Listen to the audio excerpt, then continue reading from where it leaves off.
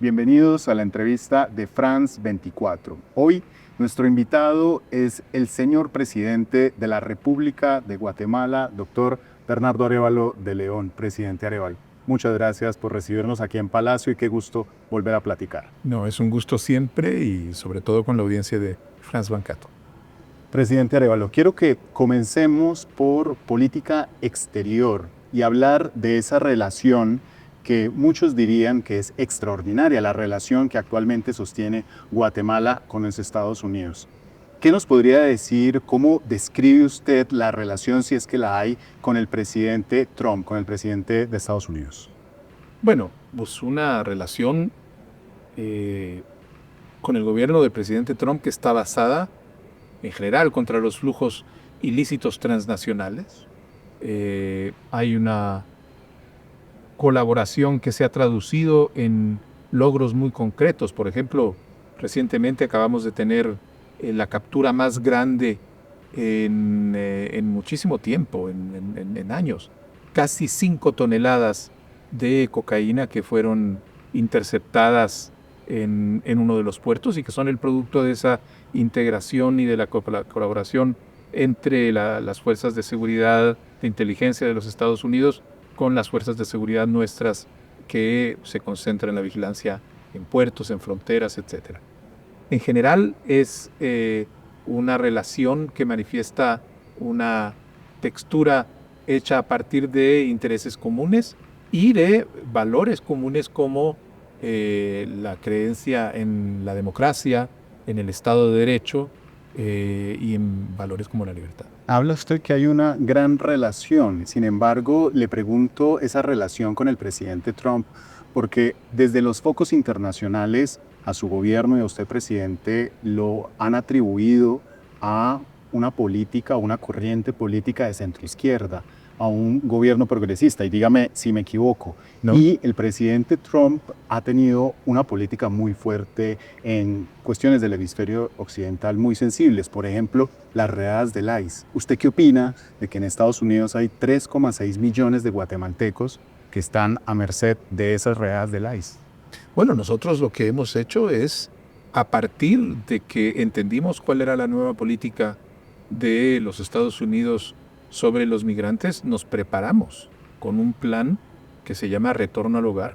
Y es un plan en donde el gobierno de Guatemala ha integrado una capacidad de trabajo interagencial con distintos ministerios, secretarías y otras dependencias para poder atender a los flujos de guatemaltecos que regresan a nuestro país en el marco de esta situación. Pero esos son los que llegan, pero los que agarran allá con esos métodos de política migratoria muy fuerte, ¿no le molesta? Mire, cuando hay alguna situación de esta naturaleza, nuestros cónsules, nuestros agentes consulares se desplazan para poder atender, asegurar que se les respeten sus derechos y lograr aclarar la situación. En el momento en el que llegan a nuestro país, nosotros estamos preparados para facilitar una reintegración en donde estamos teniendo un enorme éxito porque estamos logrando que muchos de estos guatemaltecos retornados que vienen con capacidades y con habilidades que adquirieron a lo largo de su estancia allá en los Estados Unidos sean reincorporados laboralmente a la industria de la construcción, a la industria de la hospitalidad, por el hecho de que son bilingües. Entonces, estamos trabajando para lograr que haya un proceso de reintegración de estos hermanos que regresan y hermanas. Estas son las redadas del ICE, pero hay otros temas muy sensibles de la coyuntura internacional que también atañen a Guatemala y a Estados Unidos. Y le pongo el ejemplo de Cuba. Cuba en este momento está atravesando una crisis por esa asfixia del combustible. Y usted y su gobierno recientemente tomó la decisión de frenar o de ponerle fin a la misión de médicos cubanos. ¿A usted alguien del gobierno de los Estados Unidos, llámese Marco Rubio u otro funcionario, le pidió a usted o a alguien de su gobierno tomar esta decisión? Mire, el programa de médicos cubanos fue un programa que se abrió en 1997 como un programa temporal. Nosotros lo que hemos hecho es que al renovar el convenio, dijimos muy bien, vamos a hacerlo de manera que vamos a permitir que todos los contratos, los acuerdos individuales que tiene cada una de estas personas, vaya feneciendo, y en ese momento fenece cuando ya está la capacidad nacional asegurada, porque lo que necesitamos es contratar a médicos y a enfermeros guatemaltecos para cubrir todas esas cuestiones. Presidente. Y lo hemos discutido con el gobierno cubano y estamos haciéndolo en el marco de esa decisión. Entiendo eso, pero no me ha respondido a la pregunta. ¿El gobierno de Estados Unidos le pidió a su gobierno cesar ese plan de los médicos cubanos, ese programa? El gobierno de los Estados Unidos es público, usted lo lee en la prensa, que este es un tema que ellos abordan. Efectivamente está en la agenda y nosotros lo que hemos hecho, es decir, nosotros tenemos un arreglo con el gobierno de Cuba, estamos manejándolo en el sentido de los intereses que nos corresponden a nosotros y lo estamos sacando de esa manera. Pues justamente, ¿qué le dice el gobierno de Cuba? Porque ellos, Pues los médicos, tenemos- llegaron es- en el 98 a ayudar a 97. Guatemala, o en el 97 con sido- el huracán Mitch. han Y sido- ahorita que ellos están en esta gran crisis, ustedes los están sacando del país. Nosotros no los estamos sacando. Yo no sé si le vuelvo a explicar. No, yo entiendo que quieren hacer el relevo. Renovamos el convenio. Y dentro del convenio hay arreglos individuales para cada uno de estos médicos. Esos convenios tienen una temporalidad que no se está alterando. Pero terminaron Lo en que nosotros- 2027. El convenio termina en el 2027. Y qué coincidencia que justo ahora en el 2026, sentido- comenzando el año, decidieron ponerle fin. Nosotros, le vuelvo a repetir, el 24 renovamos el convenio y tomamos la decisión de que lo que debíamos hacer era renovarlo porque teníamos que cumplir con el objetivo. Ese convenio no es un convenio de naturaleza permanente, es un convenio de naturaleza personal y de temporal, en donde el gobierno de Cuba apoyaba al gobierno guatemalteco a cubrir un déficit que tenía en ese momento. Y nosotros ahora estamos haciéndolo y estamos cubriendo el déficit. Y lo estamos haciendo hablando con el gobierno de Cuba y no tenemos ningún problema. Hubo aquí una misión del gobierno cubano hace semanas donde estuvimos discutiendo los ángulos y está todo en orden. ¿Pero no le parece que es un momento, presidente, en el que el pueblo cubano está pasando por una muy fuerte crisis y le vendría bien que el gobierno guatemalteco le echara una mano? Porque esto es una parte de los ingresos que a ellos les funciona muy bien. 400 A ver, tal vez usted no sabe cómo funciona. Estos salarios se pagan en Guatemala. El gobierno de Guatemala no le paga al gobierno de Cuba, ni transfiere dineros a Cuba. Y eso es desde 1997. Claro.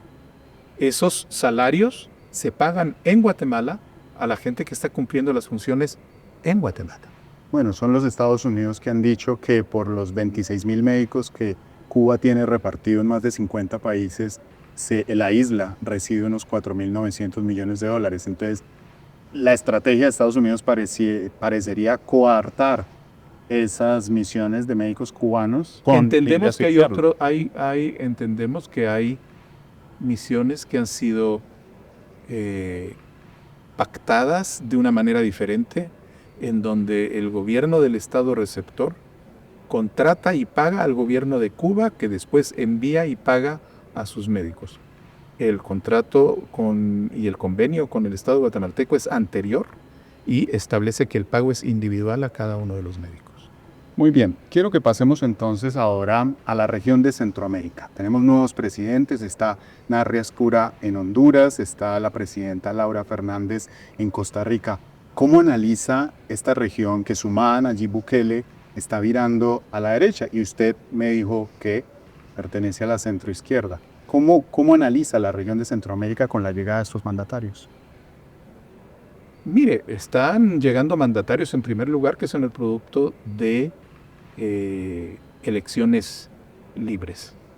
Y yo creo que ese es el primer dato, independientemente de si es un gobierno de izquierda o un gobierno de derecha, el que están resultando de comicios en donde la población tuvo el derecho de venir y manifestarse libremente y escogieron a sus candidatos.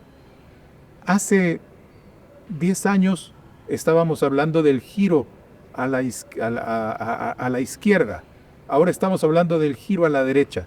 Para mí, lo principal es que en los países de América Latina los cambios se alcancen sobre la base de procesos democráticos transparentes y limpios.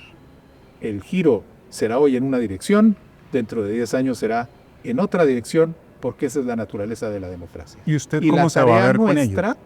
mire, yo he tenido muy buenas conversaciones ya por teléfono con el presidente Asfura y con la presidenta Fernández, muy coloquiales. Tenemos una agenda de trabajo a nivel centroamericano en común y estamos con muchas expectativas de empezar a concretarla en los temas de comercio, en los temas de cooperación que hay en distintos órdenes.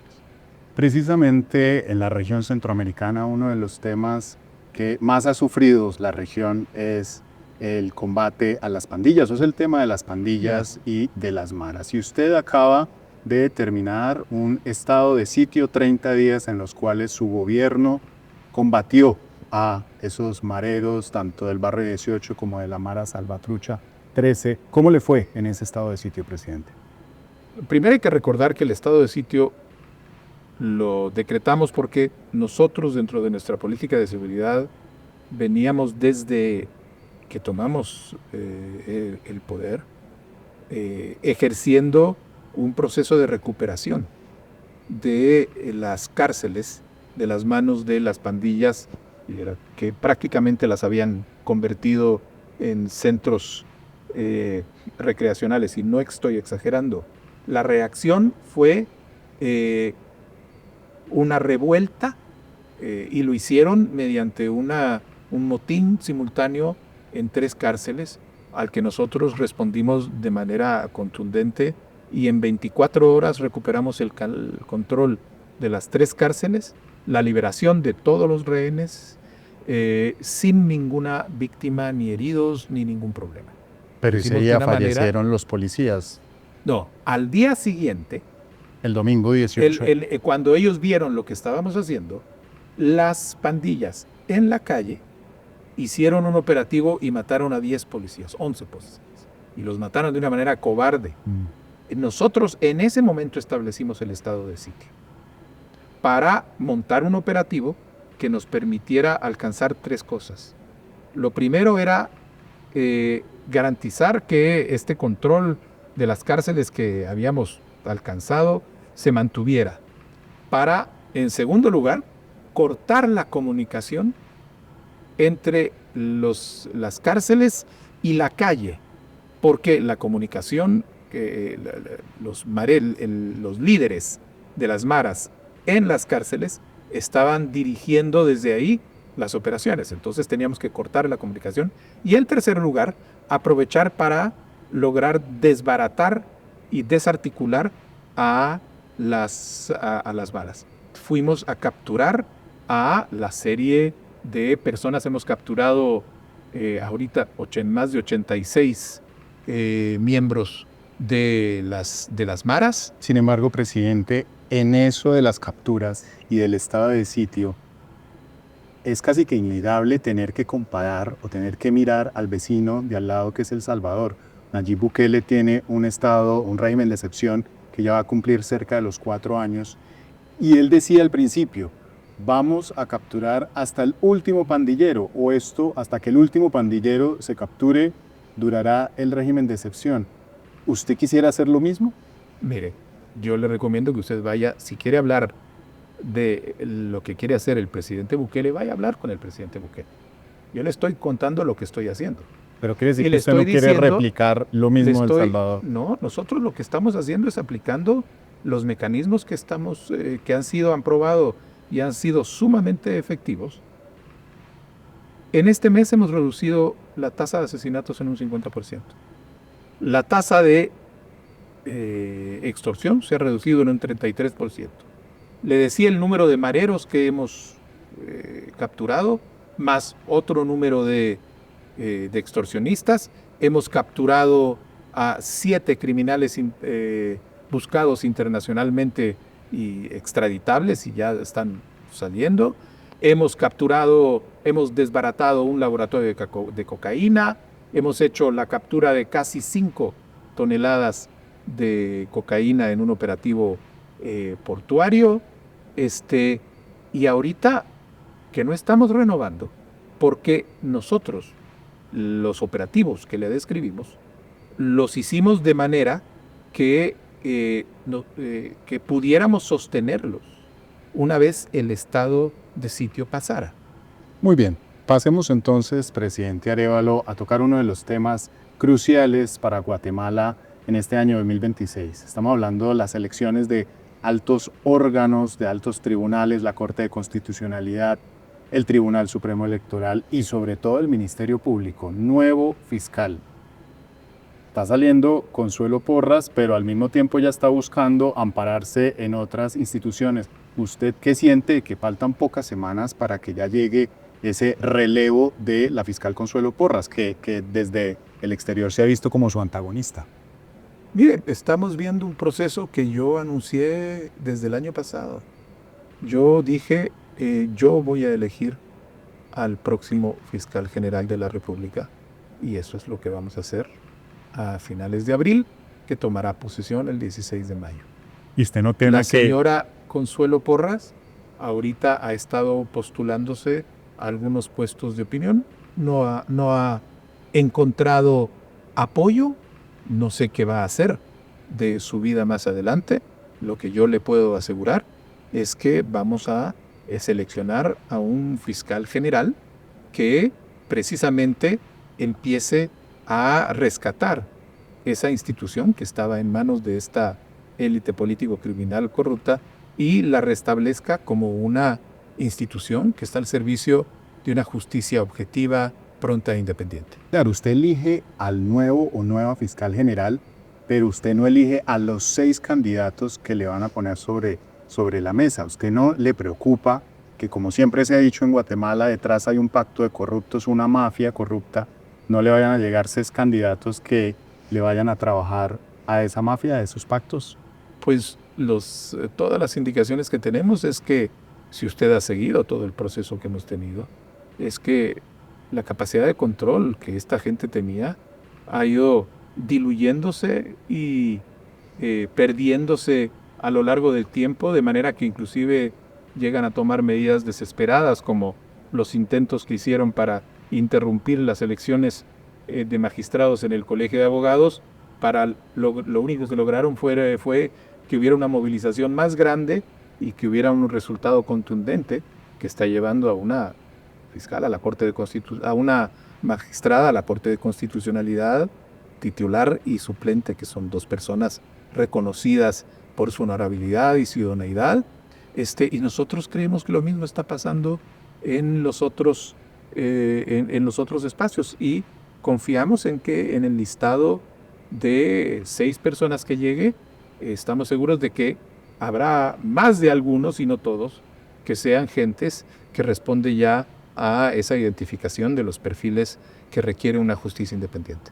Presidente, tenemos que terminar, pero no quiero irme sin preguntarle su opinión sobre la reciente liberación de José Rubén Zamora, que ahora está en arresto domiciliario por una segunda vez. Pero él, quien también fue entrevistado por France 24, dijo que en Guatemala el siguiente sería usted, presidente. ¿Usted qué opina de que después de que usted entregue el cargo y cuando ya no tenga el antejuicio o goce de la inmunidad, pues ese pacto de corruptos vaya por usted?